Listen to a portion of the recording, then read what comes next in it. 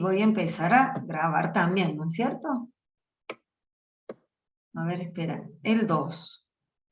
El problema 3 no lo hice, pero ya vamos a ver cuál era el enunciado, si me lo dicen después. Bien, voy a grabar. Recording in En el progress. problema 2, lo que me pide es una típica situación, esto es una típica situación de laboratorio. Ustedes están trabajando en un laboratorio y alguien les dice, mira, necesito que me prepares 1 litro de solución que tenga 10% en peso del componente 1, vaya a saber cuál es, 10% en peso del componente 1. Ah, fíjate que yo ya tengo una solución de componente 1 y 2 guardada, pero que tiene una composición distinta. Entonces, la pregunta es, si yo quiero preparar 1 litro de una solución de un componente 1 y 2, que tenga un 10% en peso del componente 1 y 90% en peso del componente 2, ¿a partir de qué? A partir de una solución que ya tengo preparada de componente 1 y 2, pero que las composiciones molares son 60 y 40%. ¿Bien? Y que eso no me alcanza para dar la cantidad de moles que yo necesito para el componente 2. Porque ¿qué es lo que yo pensé? ¿Y qué es lo que pensó Luciana, que es la que lo hizo, de otra forma? Y después vean, la forma de ella a lo mejor es más fácil. Yo lo que pensé es, y no sé cómo dibujarlo acá.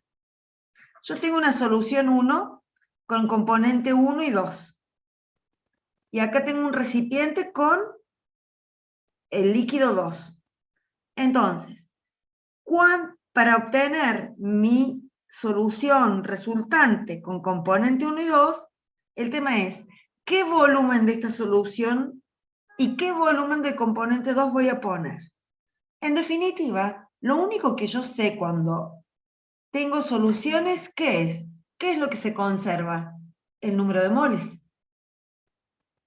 Más allá de las composiciones que tengan las soluciones o el volumen que yo agregue de un componente puro, lo que voy a tener es que si tengo 100 mililitros, por ejemplo, de componente 2, y bueno, esos 100 mililitros serán X moles.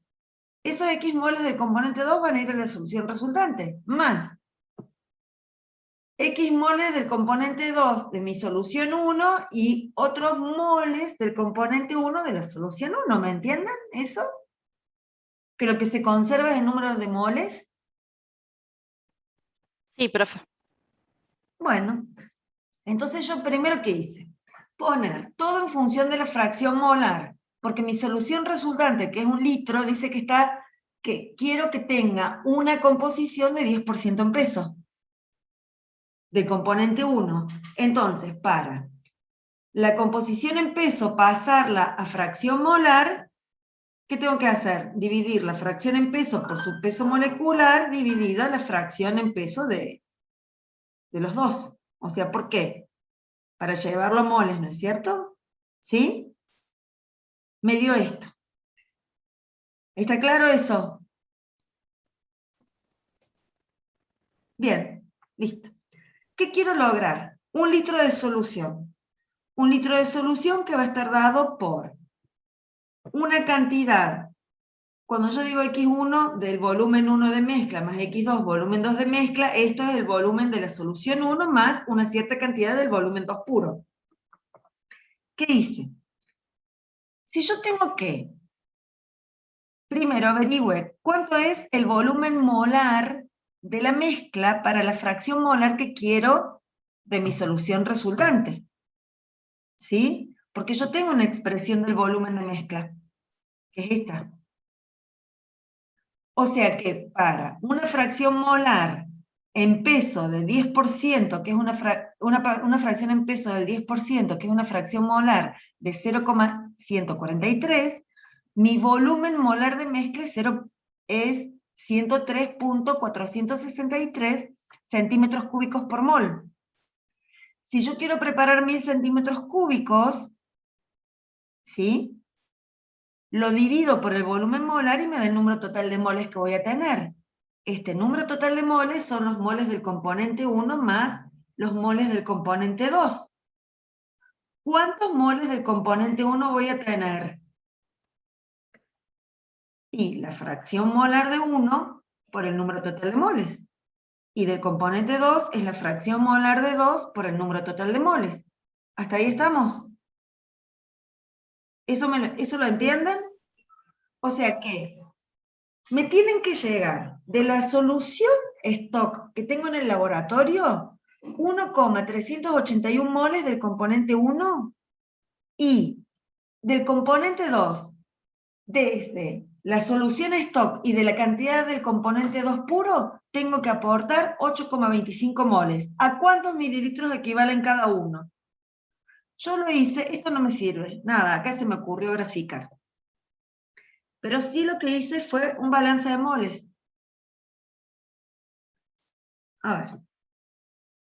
Los 1000 mililitros multiplicado por el litro, que son 1000 centímetros cúbicos, multiplicado por el volumen molar, que me da el número de moles, multiplicado, ven, por 0,143, que es la fracción molar de la solución, me da los 1,382 moles de componente 1 que yo necesito. Esto está en la solución final. En la solución inicial es el volumen de solución dividido el volumen de mezcla de solución, pero evaluado a qué fracción molar, a 0,6, porque esa es mi solución stock, multiplicado por la fracción molar del componente 1 en la solución stock. ¿Me entienden eso? O sea, yo digo, el número de moles que tengo en mi mezcla final tiene que ser igual al número de moles que yo tengo, el número de moles del componente 1, en mi mezcla inicial. ¿Cómo saqué el número de moles en mi mezcla inicial? Esto es lo mismo que hice acá arriba, chicos. A los 1000 centímetros cúbicos lo dividí por el volumen de mezcla, evaluado a la fracción molar de mezcla, de salida, y lo multipliqué por la fracción molar del componente 1 en esa mezcla resultante que tengo. Entonces yo necesito 3,81 mol ¿de qué? De componente 1. ¿Cómo hago para que me lo dé mi solución stock? O sea, los moles del componente 1 solo van a venir de la solución stock. Entonces yo lo hice como, dije, el volumen de la solución de stock que tengo que poner va a ser, o sea, el número de moles del componente 1 va a ser igual al volumen de la solución stock que yo voy a poner dividido el volumen de stock o el volumen de mezcla evaluado a los 0,6 por 0,6, que son las condiciones iniciales. Lo que entra de moles de 1 sale de moles de 1. Esto es lo que entra de moles de 1, ¿sí? ¿Sí o no? Sí, sí. Para el componente 2, son los 1000 mililitros, los 1000 centímetros cúbicos, dividido el volumen molar, evaluado a los 0,143, por la fracción molar 2, que me dan los números de moles que calculé allá arriba también, 8 y pico. Ahora, ese número de moles de 2 me tiene que venir por el volumen de la solución stock y por el volumen puro. Entonces, dividí B2 puro, que no lo conozco, dividido el volumen de la mezcla evaluado en 0. ¿Por qué evaluado en 0? Porque ¿qué X es esta? La del componente 1. Claro, la del componente 1. Si X1 vale 0, X2 vale 1. O sea, es el volumen 2 puro dividido el volumen molar del componente 2 puro. Más el volumen de la solución stock, pero para la fracción molar del componente 2, que es 0,4, por eso le puse 1 menos 0,6. Yo hice un balance de moles, un balance de masa. Hice un give and find.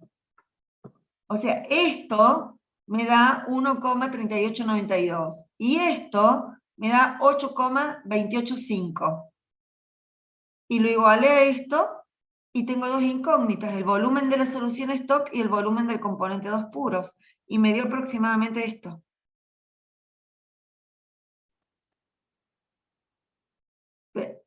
A ver, conceptualmente, ¿lo entienden a eso? Sí, profe, aunque no se me hubiera ocurrido hacer esas Ocurrido. cuentas No, así. hay una compañera que lo hizo de forma más fácil. Te voy a dejar, Luciana era, Sí, ¿lo quieres compartir? Te dejo, puedes bueno, compartir la pantalla, compartilo. Es otra forma de hacerlo. ¿Alguien más lo hizo? acá, profe, me Además de dice Luciana. que me tiene que dejar. Pero en seguridad tengo compartir pantalla. A ver, te lo voy a dar, lo voy a accionar de nuevo. Listo, a ver. Tiene que dejar, eso, tiene que dejar de compartir usted, Ah, profe. sí, a ver, ¿viste que siempre me olvido? Gracias, chicos. Ya está, podés compartir. Y Alejandro, creo que también vos, no, Alejandro no, había otro compañero que lo había hecho. Tello, me parece. Ahí está. Esto es de Luciana, que no sé el apellido. Luciana, listo, explícalo. El de ella es mucho más fácil. Yo ahí me complico. Bueno, ¿se escucha bien ahí, profe? Sí, perfecto. Genial. Tengo acá la consigna, tengo los porcentajes en peso, los pasé a fracción molar. Ujú. Tengo también la ecuación del volumen y tengo la composición de la solución que tengo en stock. Bien, Al gráfico lo hice en realidad para poder visualizar un poco más, a ver si se me ocurrió cómo resolverlo. Y perfecto. lo que hice fue evaluar la ecuación esta para la fracción molar que tengo del componente 1, porque tengo todo respecto al componente 1. Entonces así obtuve el Discúlpame, volumen molar. que esa es la de salida, ¿no es cierto? Esa es la solución Sí, resultante, sí, CX1. sí. Bien, bien. Entonces dividí el volumen que quiero por el volumen molar de la solución de salida y obtuve la cantidad de moles totales que tengo que tener al final, yo con la solución que yo quiero. Con la fracción molar de los componentes de salida, de la solución de salida, calculé cuántos moles tenía que tener de cada componente. Entonces dije, bueno, estos números de moles del componente 1 en la solución stock que tengo que tener van a ser el 60% de los moles totales que tengo que agregar. ¿Por qué? Porque esa fracción molar me la daba la consigna de datos. Entonces, si este era el 60%, ¿cuánto era el 100%? O sea, los moles totales que tenía que poner con la solución en stock, que me dio esto. Cualquiera de las dos formas es lo mismo. ¿Entienden esto, Eh, chicos? Sí, profe. Una regla de 3, exactamente. Hizo una regla de 3. Pero para el resto de los compañeros, ¿entienden?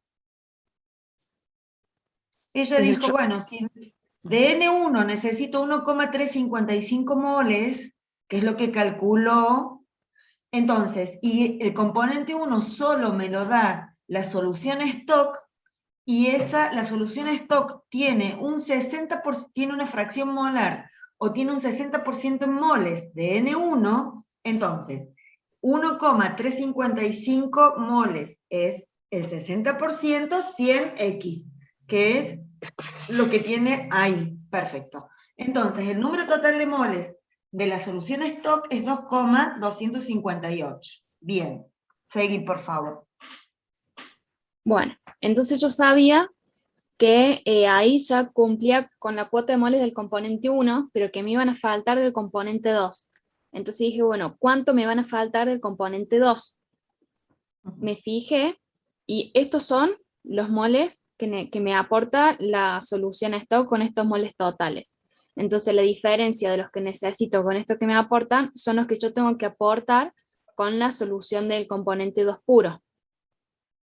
Y ¿Lo ahora tenía entienden que ver esto? los mililitros. Claro. ¿Se dan cuenta? Entonces, sí, profe. Sí, se entiende, profe. Perfecto. Dale, Luciana, está perfecto.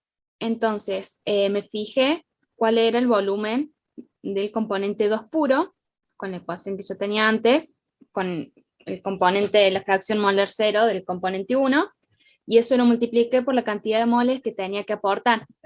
Y ahí obtuve los mililitros de la solución del componente 2 puro que tenía que agregar. Y me faltaba de estos moles, en cuántos mililitros de la solución en stock tenía que aportar. Entonces lo que hice fue multiplicar esos moles por el volumen molar de la solución final, la que quería, y obtuve los mililitros No, la inicial. Fíjate que por lo la evaluaste en inicial. 0,6. Por eso valió por Perfecto. 0,6, y obtuve el volumen de la solución en stock. Bien.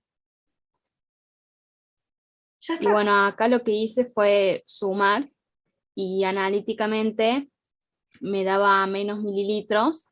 Entonces dije, bueno, si analíticamente me dan menos mililitros de los que tengo en la realidad, entonces la fuerza de repulsión entre los dos componentes es mayor que la fuerza de atracción, y por eso me va a dar en la realidad un volumen mayor que este. Perfecto, te felicito. Muy bien. ¿Listo, chicos? Sí. ¿Ah? Bien, muy bien, te felicito, Luciana. Pero hubo otro compañero que también me parece que lo hizo. Tello, pues, no Tello. Sí, profe, yo le pregunté, pero lo hice de la misma manera. Bien, bien. Entonces a los que los hayan hecho los felicito, y al que no, no era fácil de interpretar. No era fácil de interpretar, pero hay soluciones también. Y el problema número 3, no me acuerdo el enunciado. Muchísimas gracias, Luciana. El problema número 3, ¿alguien tiene el enunciado? ¿Querés y lo... A ver, ¿querés compartirlo? A ver, ¿dónde lo tengo yo? Si no, lo tengo que buscar de nuevo. Bien.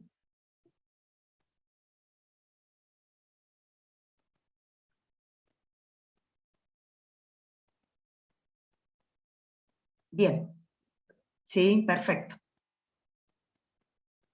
Perfecto. Bien.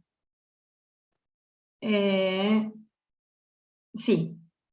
O sea, tengo una corriente X1, 5 mol, bueno, por litro, por segundo, acá me faltó el segundo, y una corriente de líquido 2 de 3 mol por segundo. O sea, con el 5 y el 3 puedo sacar fracción molar.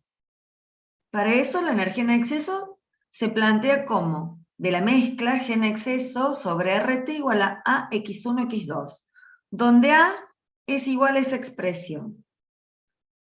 ¿Cuánto calor debe ser removido o sacado del mezclador para que la mezcla se mantenga a temperatura constante? Bien. ¿Cuál es el problema con este?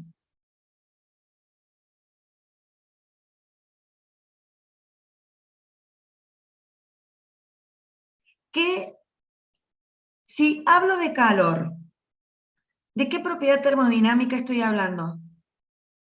Entalpía. Perfecto. ¿Y qué relación hay con entalpía y energía libre? Que es sumamente importante y la acabo de decir hace un ratito. La ecuación de Gibbs-Helmholtz. Totalmente. Totalmente. Yo sé que la derivada de G en exceso dividido T respecto a T era igual a que A menos H sobre T cuadrado, ¿no? O sea que el menos H, y me va a dar H en exceso, pero el H en exceso era el delta H de la mezcla. O sea, si yo acá tengo el G en exceso de la mezcla, podría sacar la cantidad de calor, ¿o no? ¿Cómo Sí, lo profe. plantearía? A ver, esperen que voy a copiar. G en exceso sobre RT es AX1, X2, y A es 14,8 menos 1000 dividido T, menos 2 logaritmo de T. O sea, es posible, y x1 va a valer 5 octavos, y x2 va a valer 3 octavos. ¿En eso estamos de acuerdo? Al tener una corriente de 5 moles por segundo y otra de 3 moles por segundo, y bueno, puedo decir que la fracción molar de esa mezcla es 5 octavos y 3 octavos, ¿o no? Bien, entonces tengo x1, tengo x2. La g en exceso es la g de la mezcla. Ya sé que relacionando g en exceso con la ecuación de Gibbs-Helmholtz puedo sacar el calor, o sea que la primera parte está contestada.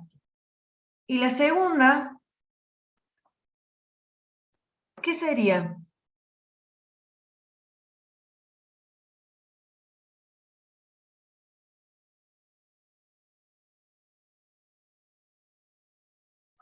¿Cómo sería?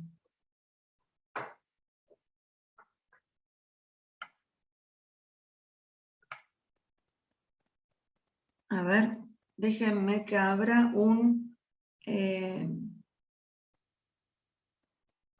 no puedo minimizar. Vas a tener que dejar de compartir pantalla. Moisés o Alejandro, no sé. Moisés, vas a tener que dejar eso. Muchas gracias. Y yo quiero buscar un Word. Voy a abrir y voy a compartir pantalla porque quería... A ver, no sé si en Word es lo mejor, pero no, un marcador. Ya les comparto, ¿eh?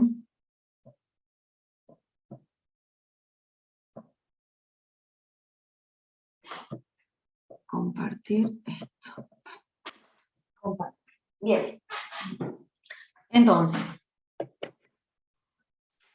a ver. Según los datos, x1 igual a 5 octavos. Bien. ¿Qué cosa tenemos? G punto exceso de 1, lo defino, que ni me fijé dónde estaba escribiendo. Esperen, listo. R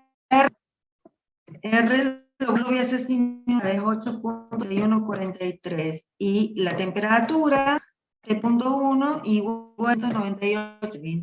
Entonces la expresión en exceso de función de x1 es igual a, y me falta a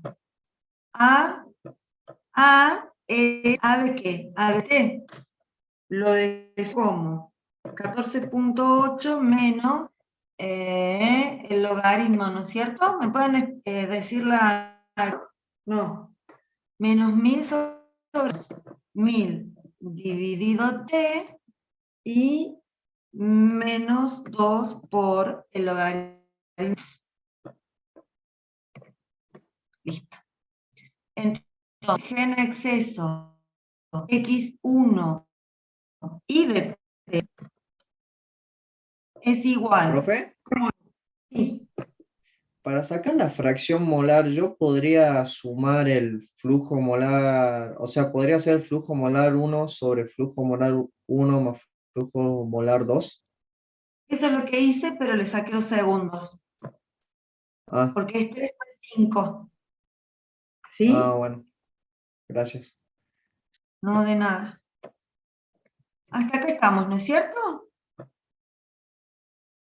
¿Bien? ¿Está bien lo que estoy haciendo? Listo. Bueno, entonces, ahora, ¿qué habíamos dicho? Que el punto en exceso, que va a ser x.1 y de t, es igual a que, lo habíamos visto en el problema anterior, a t cuadrado, ¿no?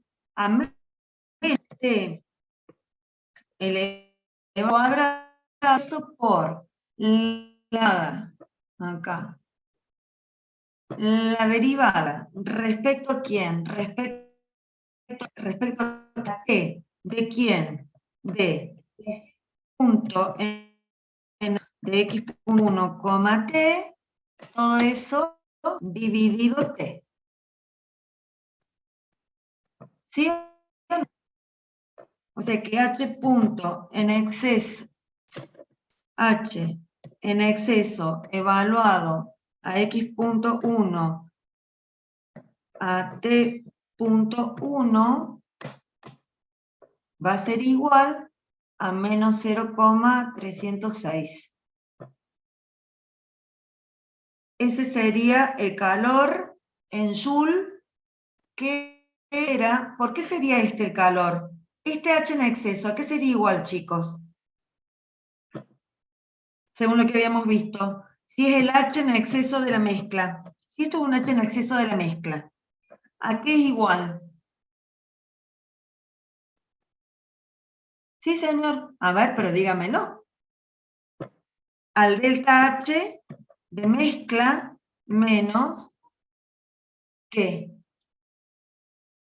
Al delta H de mezcla, porque es menos el delta H ideal. Y el delta H ideal es 0. ¿Lo escribimos de nuevo? Delta H, punto, de mezcla ideal. Y sabemos, ¿qué sabemos? Que el delta H de mezcla ideal, ¿cuánto vale? 0. Nuevamente digo, el Profe, delta... Sí, o sea, la propiedad en exceso, ¿no la tendríamos que escribir como un delta siempre?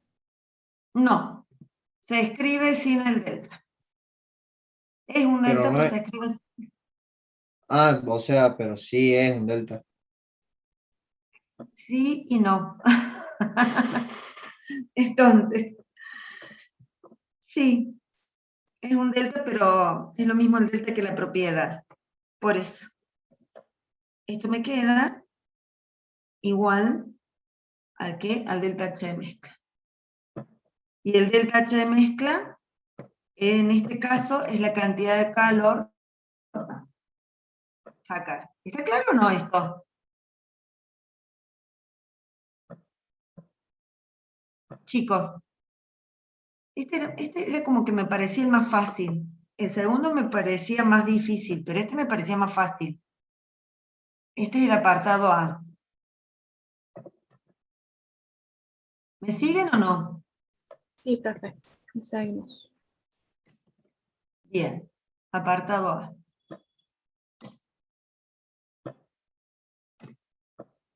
Bien, y la pregunta B, no me acuerdo qué pide.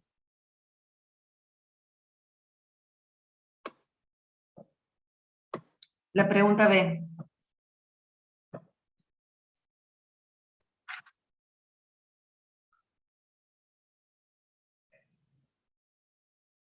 O sea que tengo, si yo tengo un papel acá en la mano, ¿no? Yo me hice un cuadrado que es mi reactor, una flecha que es la corriente 1 que entra a 298, que son los 5 moles por segundo. Luego, una corriente 2, que son 3 moles por segundo, que ahora entra a ¿qué temperatura?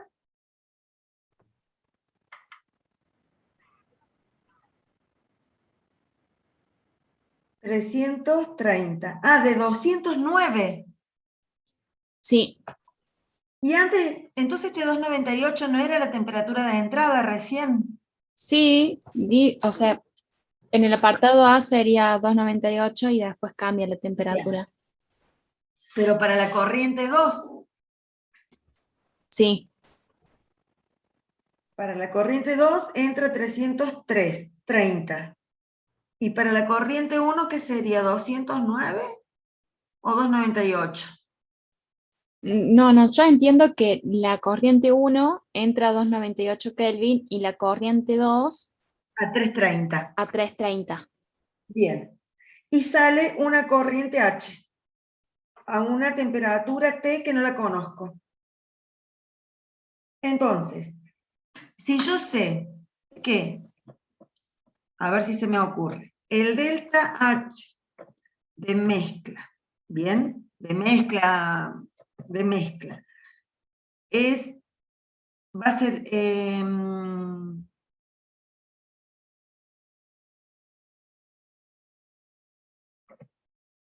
el delta H de mezcla va a ser igual a la entalpía que sale evaluada a la temperatura T que no conozco, a al H de mezcla, ¿no es cierto? Al H de mezcla de salida, ¿sí? ¿Evaluado a qué temperatura? A la T que yo no conozco. Menos el H de la corriente 1 que entra a una temperatura de 209 Kelvin. Menos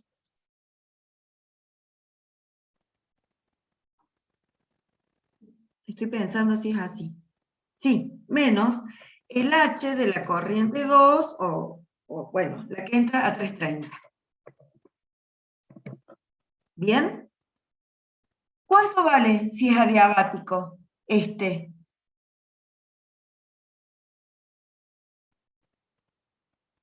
Si el proceso es adiabático, este delta H, ¿cuánto vale?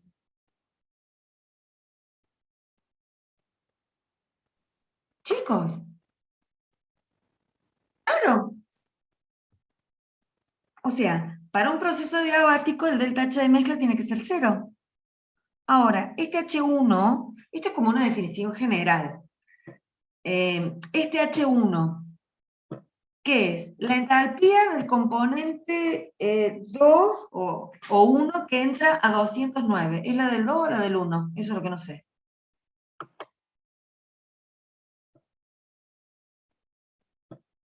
Creo que era el componente 2, ¿no? Entraba. Y el componente 1 entra a 330, ¿sí? Profe, Sí, pero entra a 330. sí, Ah, pero está bien. la de la corriente 1 no dice que cambie de 298 en el ítem 2. Ahí está. Así. Sería. Perfecto. Bien. Entonces, mi pregunta es,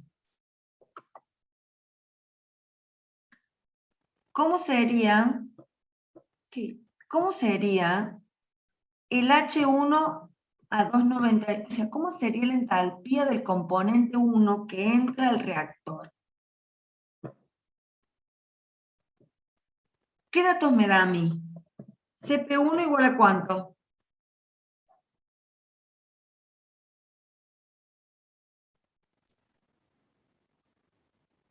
35.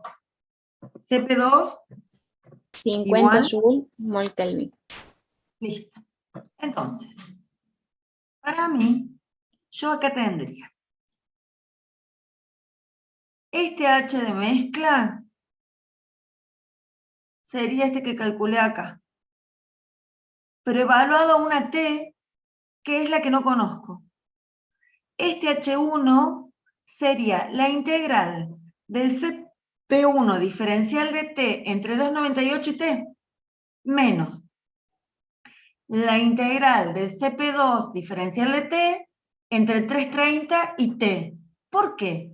Porque entra, este es mi reactor, ¿bien? Entra la corriente 1, sí, decime Juan, pregúntame. No, profe, toqué sin querer. Quise abrir. Ah, bien. Si este es mi reactor, acá me entra una corriente 1 a 298 y una corriente 2 a 330. Sale una mezcla, ¿bien?